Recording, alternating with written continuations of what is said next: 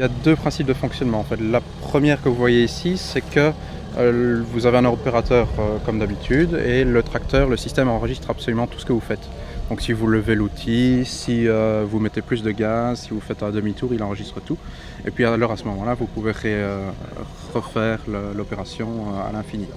La deuxième possibilité, c'est de faire le pourtour de la Terre, de lui donner une ligne de référence et à ce moment-là, il va calculer automatiquement toutes les passes avec une largeur d'outil. J'ai une fourrière de éventuellement 19 mètres, j'ai une ligne principale qui est celle-ci et le tracteur va automatiquement faire les demi-tours en fourrière, il va lever la machine, couper éventuellement l'hydraulique, enfin peu importe, il peut tout faire. Ouais. Mais en fait on a beaucoup de systèmes de sécurité. Sur celui-ci vous avez une barre avant avec beaucoup de capteurs, un radar, des capteurs de proximité, plus en dernière instance un switch, donc si vous voulez, si la barre est pliée, ça désactive automatiquement le système. Dès qu'on perd le signal RTK haute précision, le tracteur s'arrête.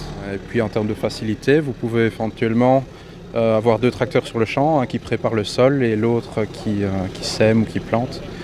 Ça permet d'avoir plus de productivité. On va de plus en plus vers une solution autonome avec aussi des robots, donc sans la cabine. On enlève tout ce qui n'est pas nécessaire pour l'opérateur et vous n'avez plus que 4 roues et un châssis.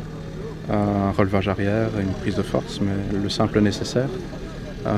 Et pour tout ce qui est très répétitif, il n'y a pas besoin de plus, quoi. Mais au début, on ne faisait pas confiance à l'autoguidage et aujourd'hui, tout le monde veut s'en équiper. Donc, mais on voit que ça évolue très vite aussi en France. Donc, non, je pense que maintenant, on s'oriente de plus en plus vers des solutions plus poussées au point de vue technologique.